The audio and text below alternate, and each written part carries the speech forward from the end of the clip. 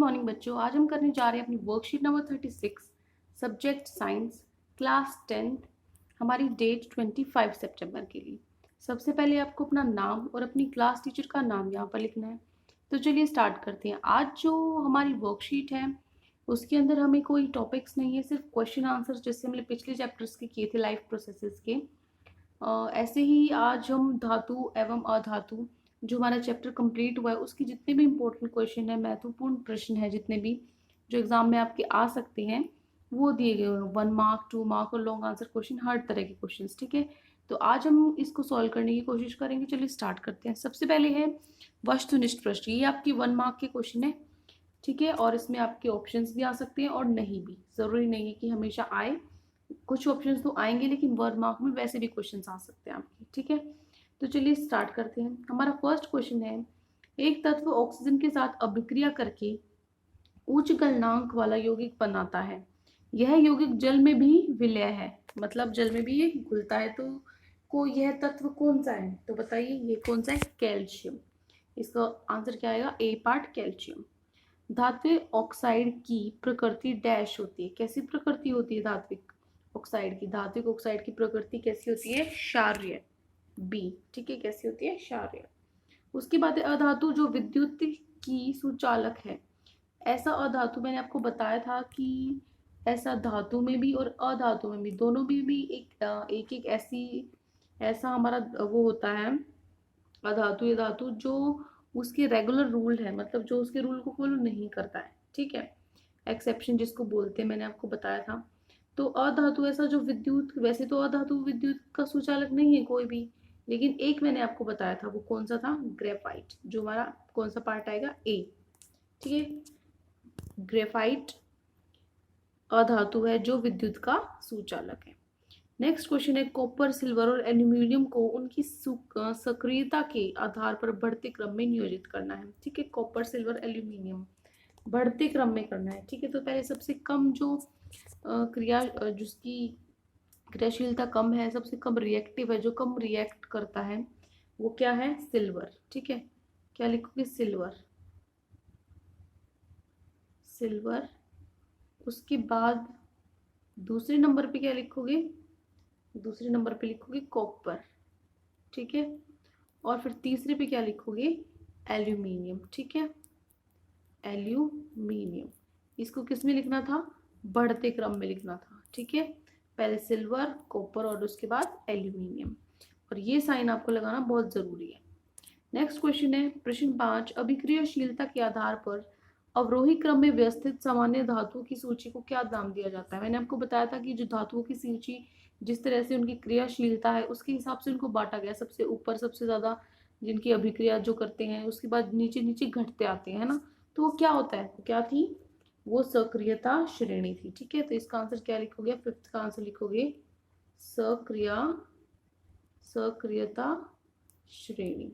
ठीक है, उसके बाद है हमारा नेक्स्ट क्वेश्चन, डैश अभिक्रियाशील धातुएं अपने से डैश अभिक्रियाशील धातु को उसके लवण विलयन से विस्थापित कर सकती हैं। ठीक है, तो क्या आएगा इसमें? जो कम अभिक्रियाशील धातु है, ठीक है, कम अभिक्रियाशील धातु है, अपने से ज्यादा अभिक्रियाशील धातु को उसके लवण विलयन से विस्थापित कर सकती हैं, उनकी जगह ले सकती हैं। ठीक है, नेक्स्ट क्वेश्चन है, प्रश्न 7 है, अधातु द्वारा बनाए गए आयन का नाम बता दिए। अधातु जो बनाते हैं वो कौन सा होता है? ऋणायन। तो इस पे आप लगाओगे ऋणायन पे टिक। नेक्स्ट है 8 को, जो धातु है जल के साथ बिल्कुल भी अभिक्रिया नहीं करती, ऐसी किसी एक धातु का नाम बताइए। ठीक है, ऐसी एक धातु का नाम बताना है जो जल के साथ कोई अभिक्रिया नहीं करती। तो क्या आएगा? कुछ भी लिख सकते हो आप, सिल्वर है, सोना है, चांदी, ये लिख सकते हो आप। ठीक है, एक धातु पूछा है तो आप लिख दीजिए सोना। ठीक है, उसके बाद है, पृथ्वी की सतह पर प्रचुर मात्रा में पाए जाने वाली धातु, जो पृथ्वी पर बहुत ही ज्यादा पाया जाता है, वो क्या है? एल्यूमिनियम। 10th क्वेश्चन है, किसी तत्व ई जिसका एटॉमिक नंबर 16 है, इलेक्ट्रॉनिक विन्यास 286, यह इलेक्ट्रॉन 6 इलेक्ट्रॉनों का त्याग करेगा अथवा 2 इलेक्ट्रॉन, ये 6 इलेक्ट्रॉन देगा या 2 इलेक्ट्रॉन लेगा? अब देखो मैंने बताया था 6 इलेक्ट्रॉन देना तो बहुत मुश्किल है, लेकिन 2 लेना आसान है। तो क्या आएगा इसमें, 2 इलेक्ट्रॉन ग्रहण करेगा। ठीक है, ये हो गए आपके 1 मार्क क्वेश्चन। अब हम चलते हैं अपने लघु उत्तरीय प्रश्न। निम्नलिखित अभिक्रिया के समीकरण को पूरा कीजिए। क्या करना है आपको, इनको पूरा करना है। अभिक्रिया को कैसे करेंगे हम, Fe+H2O पानी है ये, तो पहले का क्या आ जाएगा, Fe3O4 प्लस में 4H2, और इसको बैलेंस करके चलेगी। ठीक है, संतुलन बनाना है हमें, तो इधर 3 और इधर 4 आएगा। ठीक है, ये हो गई हमारी पहली क्वेश्चन। अब है दूसरी क्वेश्चन, इसको रफ कर रही हूँ मैं, पहले आप पॉज करके इसको लिख सकते हो। अब मैं अपनी नेक्स्ट इक्वेशन कर रही हूँ, Ca और H2O, इसमें क्या होगा, पहले 2H2O लगाओ, और यहाँ पे हो गया CaOH हाइड्रोक्साइड बनाएगा, प्लस में H2 गैस इवॉल्व करेगा। ठीक है, ये हो गया सेकेंड पार्ट। उसके बाद आता है थर्ड, के पोटेशियम प्लस वाटर, पोटेशियम और ये करेंगे तो क्या होगा, क्या बनेगा, 2KOH प्लस में H2। ठीक है, यहाँ पर भी 2 लगाओगे आप, और यहाँ पर भी 2 लगाओगे, ये आपकी अभिक्रिया होगी। ठीक है, समीकरणों को हमने पूरा कर दीजिए। अब अगला प्रश्न है, प्राय जब धातु की अभिक्रिया खनिज अम्लों के साथ करवाई जाती है तो हाइड्रोजन गैस निकलती है, लेकिन धातु की अभिक्रिया तनु HNO3 के साथ करवाई जाती है तो हाइड्रोजन गैस नहीं निकलती। ऐसा क्यों होता है, तो देखिए ऐसा क्यों होता है, आपको लिखना है इसमें कि जब धातुएं नाइट्रिक अम्ल के साथ अभिक्रिया करती हैं तब हाइड्रोजन गैस उत्सर्जित नहीं होती, इसलिए HNO3 एक प्रबल ऑक्सीकारक होता है, और यह अभिक्रिया में उत्पन्न हाइड्रोजन को ऑक्सीजन प्रदान करता है। जो हाइड्रोजन है उसको ऑक्सीजन मिल गई, तो हाइड्रोजन ऑक्सीजन की मिलके क्या बना देते हैं, जल बना देते हैं, जल में बदल देते हैं, स्वयं नाइट्रोजन के ऑक्साइड में बदल जाता है। ठीक है, ये हो गया आपका उत्तर नंबर 2। अब आता है आपका प्रश्न 3। प्रश्न 3 में है, आपको एक हथौड़ा, बैटरी, बल्ब, तार, स्विच दिया गया है। इनका उपयोग कर धातु और अधातुओं के नमूनों के बीच विभेद कैसे कर सकते हो, कैसे पता लगेगा ये धातु है अधातु, इनका यूज करके। और दूसरा पार्ट है, धातु और अधातुओं में विभेदन के लिए इन परीक्षणों का आकलन कीजिए कि ये अच्छे हैं, इनसे अच्छे से हो जाता है सही आकलन, ये करते हैं कि नहीं। तो पहले पार्ट में हम क्या करते हैं, पहले उस पता कैसे लगाएंगे कौन सा धातु है कौन सा नहीं। ठीक है, तो वो आप कैसे पता लगाएंगे, देखिए हम हथौड़े की सहायता से दिए गए नमूनों को पीटेंगे। ठीक है, जिसका आकार बढ़ने लगेगा वह धातु है, और जो हथौड़ा मारने पर टूट जाएगा वो क्या है, अधातु है। ठीक है, और दूसरा हम क्या कर सकते हैं, जो तार, बैटरी, स्विच है, बल्ब है, उनकी मदद से एक परिपथ तैयार करेंगे। ठीक है, परिपथ जैसे ये है, आपको नीचे ये दिया हुआ है, ऐसे ही आपको बनाना है, बैटरी के साथ बल्ब को जोड़ना है और ये तार जोड़नी है। ठीक है, स्विच लगाना है, ये डायग्राम भी आप बनाओगे। उसके बाद ये परिपथ जोड़ने की बात क्या करेंगे, बारी बारी से सभी नमूनों को इस परिपथ से जोड़ने पर जिसमें बल्ब जलेगा, अगर बल्ब जल गया क्या करेंगे, हम बीच में रखेंगे, जो भी सामान है यहाँ रखेंगे। उसके बाद भी ये बल्ब जल गया तो वो धातु है, क्योंकि धातु क्या एक अच्छा सुचालक है। ठीक है, लेकिन अगर ये बल्ब नहीं जला तो इसका मतलब वो क्या है, अधातु है। ठीक है, दूसरा प्रश्न था आपको कि आकलन करना है आपको, कैसा इनका परीक्षण है, जो ये कैसा जो इनका रिजल्ट निकलता है वो सही भी निकलता है या नहीं। ठीक है, तो हम लिखेंगे धातु व अधातु में विभेदन के लिए इन परीक्षणों का उपयोग पर्याप्त नहीं है। क्यों नहीं है, क्योंकि कुछ धातु ऐसे भी होती है हथौड़े में पीटने पर आकार में बड़े नहीं होते। ठीक है, कुछ धातु विद्युत की अच्छी सुचालक नहीं होते, जैसे सीसा है, पारा, जबकि ग्रेफाइट जो एक अधातु है यह विद्युत की अच्छी सुचालक होती है। ठीक है, तो ये आप लिखोगे एक्सेप्शन, अब इनका तो पता लगा नहीं सकता ये, इसीलिए ये पर्याप्त नहीं है। ये हो गया आपका प्रश्न नंबर 3। अब चलते हैं हम अपने प्रश्न नंबर 4 पे। प्रश्न 4 आपको दिया गया है कि अभ्यार्थी ऑक्साइड क्या होते हैं, उभयधर्मी ऑक्साइड क्या होते हैं, दो उभयधर्मी ऑक्साइड के उदाहरण अभिक्रिया सहित दीजिए। तो आप इसमें क्या लिखेंगे, आपको लिखना है ये। ठीक है, अभिक्रिया ऑक्साइड वे धातु ऑक्साइड जो अम्ल तथा क्षार दोनों से अभिक्रिया करते हैं तथा लवण और जल उत्पन्न करते हैं, उदाहरण जिंक और एल्यूमिनियम ऑक्साइड। और आपको 2 इक्वेशंस भी लिखनी थी। ठीक है, तो ये 2 आप लिखेंगे। ये हो गया आपका उत्तर नंबर 4। उसके बाद है हमारा अगला प्रश्न, आपको कारण बताने हैं। आपको ये 3 पार्ट दिए हुए हैं। ठीक है, आपको कारण बताने हैं कि गर्म जल का टैंक बनाने में तांबा उपयोग क्यों नहीं होता? दूसरा, आभूषण बनाने के लिए सोना चांदी का उपयोग क्यों किया जाता है? और तीसरा, सोडियम पोटेशियम लिथियम को अंदर संग्रहित किया जाता है, तेल में क्यों रखा जाता है? तो इनका उत्तर देखिए, तीनों पार्ट का। ये रहा आपका उत्तर नंबर 5। ऐसा इसलिए किया जाता है क्योंकि तांबा ऊष्मा का स्टील से अधिक अच्छा चालक है। ठीक है, जो तांबा है वो स्टील से ज्यादा अच्छा वो है, अच्छा चालक है।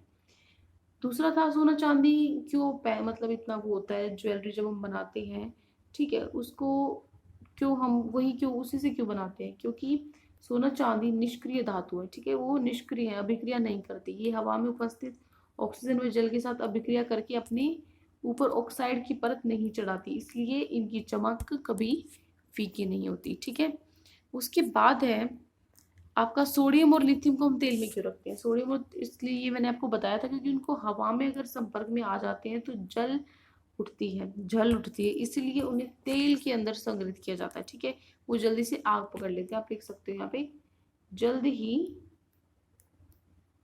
ही आग पकड़ लेते हैं।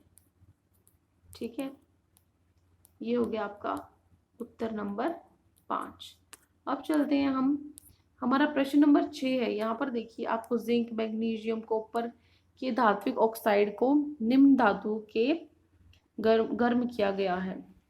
जितने भी आपकी ऑक्साइड्स हैं, ठीक है, इनको के धात्विक ऑक्साइड को निम्न धातु के गर्म किया गया, इनके साथ गर्म किया गया है। तो क्या प्रक्रिया होगी, अभिक्रिया क्या होगी, क्या? और आपको बताना है विस्थापन अभिक्रिया होगी कि नहीं, किस किस में होगी। तो किस में होगी, देखो जिसपे मैं कांटा लगा रही हूँ, आप यहाँ पे लिखोगे कोई अभिक्रिया नहीं होगी। ठीक है, इनमें कोई अभिक्रिया नहीं होगी।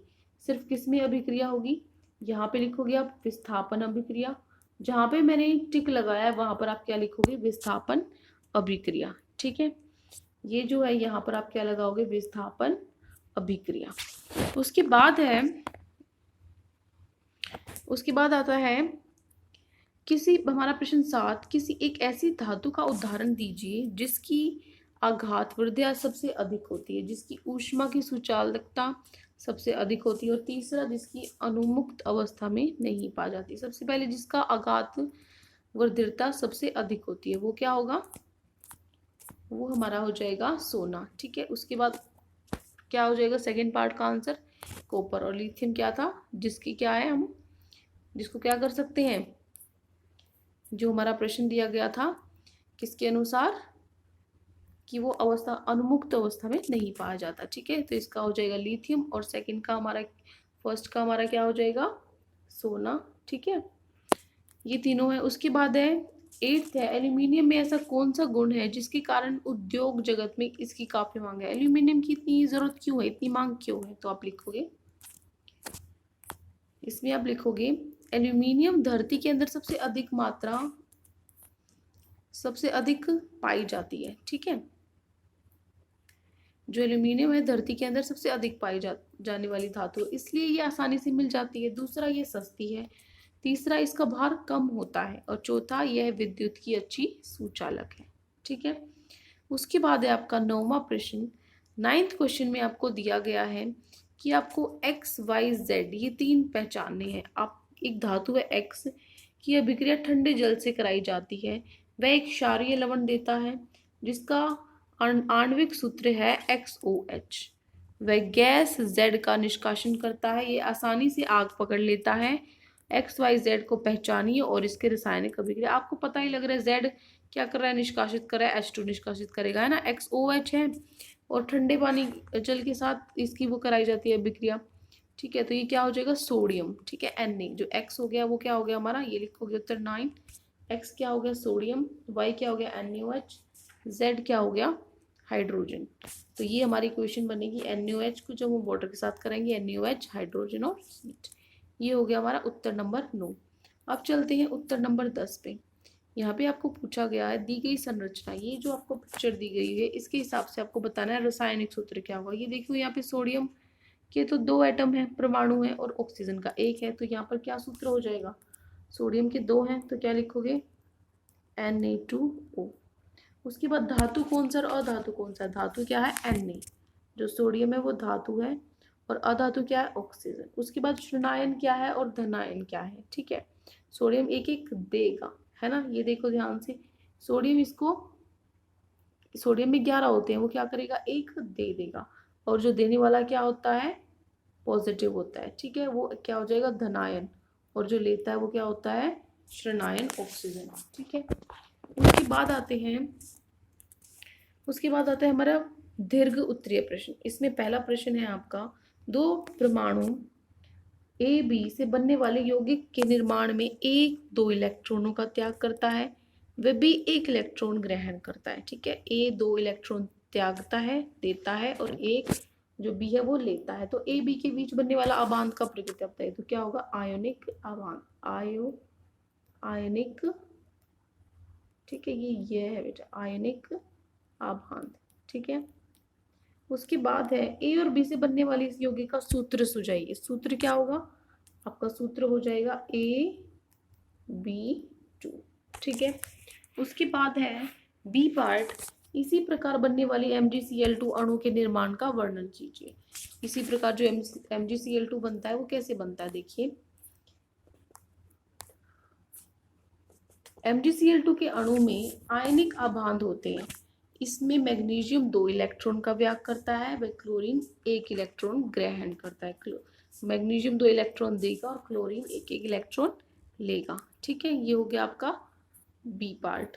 उसके बाद सी पार्ट है आपका, सी पार्ट में बोला है साधारण नमक केवल पिघली अवस्था में विद्युत का संचालन करता है। ये तो मैंने आपको कल भी बताया था कि जो साधारण नमक है पिघली अवस्था में विद्युत क्यों संचालन करता है, ठीक है, क्योंकि वो जो अगर मान लो ठोस होते हैं, जो परमाणु आपस में चिपके होते हैं, तो उनको चलने की जगह नहीं रहती, ठीक है, इसीलिए वो पिघली अवस्था में ही हिल या टहल सकते हैं। अभी मैं इसका उत्तर लिखवाऊंगी आपको अच्छे से। नेक्स्ट क्वेश्चन है NaCl का गलनांक उच्च क्यों होता है। ये दोनों प्रश्न का उत्तर हम देते हैं। तो चलिए, इसमें क्या है, जो साधारण नमक है केवल पिघली अवस्था में विद्युत का संचालन करता है, क्योंकि सभी आयन मुक्त अवस्था में होते हैं, ठीक है, आयनों के चालन के कारण ही एक विद्युत का चालन करता है। दूसरा प्रश्न था आपका, NaCl एक आयनिक यौगिक है, उसने पूछा था कि क्यों इतना ज्यादा हाई वो है, गलनांक है, या फिर उसका जो बॉइलिंग पॉइंट होता है, मेल्टिंग पॉइंट होता है, क्यों इतना ज़्यादा होता है, क्योंकि आयनिक यौगिकों के अंदर आयनिक आबांध बहुत मजबूत होते हैं, तो उनको तोड़ने के लिए बहुत ज़्यादा ऊर्जा देनी पड़ती है, ठीक है। तो ये हो जाएगा हमारा उत्तर नंबर डी का, क्योंकि बहुत ज़्यादा अगर हम ऊर्जा देंगे उनको, हमारी एनर्जी वेस्ट होगी, तो उतना ही उसको गलनांक उसका उच्च होता है। उसके बाद हमारा दूसरा प्रश्न है, आपको निम्नलिखित गुणों के आधार पर धातु और अधातु में अंतर बताने। कैसे बताओगे, देखिए, धातु और अधातु में अंतर जो उन्होंने क्वालिटी दी है सिर्फ उसमें, तो आप ये लिखोगे, ये है आपका उत्तर नंबर 2। ये आर्द्रता, तन्यता, विद्युत गति, ये आपको लिखने हैं सिर्फ, ठीक है। ये सारे आपको किस में लिखने हैं, अपने उत्तर नंबर 2 में, दीर्घ वाले में, ठीक है। ये हो गया उत्तर नंबर 2। उसके बाद चलते हैं, ये क्या है, ये आपके गुण, ये क्या है, धातु, और ये क्या है, अधातु, ठीक है।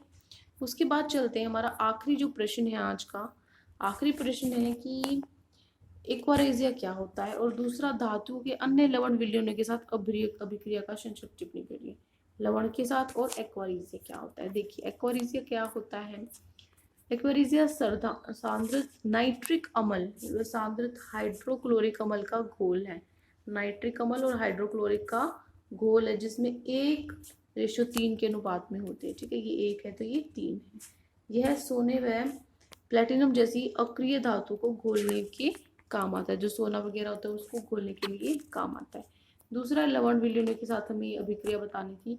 धातु के अन्य लवण विलयनों के साथ होने वाली अभिक्रिया को विस्थापन अभिक्रिया कहते हैं, ठीक है, क्यों, क्योंकि वो उसकी जगह ले लेता है। ऐसी अधिक अभिक्रिया आएगा यहाँ पे, ऐसी अभिक्रिया से अधिक अभिक्रियाशील धातु कम अभिक्रियाशील धातु को सब उसके लवण के विलायन से विस्थापित कर देते हैं, ठीक है। जो जिसके पास पावर होती है तो वो तो कमजोर को हटाएगा ही, है ना, दबाएगा ही, ऐसे ही इसमें होता है, ठीक है। जैसे FeCuSO4 है, क्या करेगा, FeSO4 के साथ सॉल्ट सोल्यूशन के साथ जो हमारा ये है लवण विलयन है उसके साथ मिल जाएगा, और जो कॉपर है वो अलग रह जाएगा, ठीक है। परंतु कम अभिक्रियाशील धातु अधिक अभिक्रियाशील धातु को उसके लवण के विलयन से विस्थापित नहीं कर सकते, ठीक है। जैसे ये FeSO4 और Cu है, अब इसमें कोई अभिक्रिया नहीं होगी। ठीक है, तो आज की जो वर्कशीट थी, आज की वर्कशीट में इतने ही क्वेश्चंस। अगर आपको कोई भी डाउट है किसी भी क्वेश्चन में तो आप हमसे पूछ सकते हैं। और अगर आपको हमारी वीडियो अच्छी लगी हो तो प्लीज़ हमारे चैनल को सब्सक्राइब करें। Thank you and have a great day.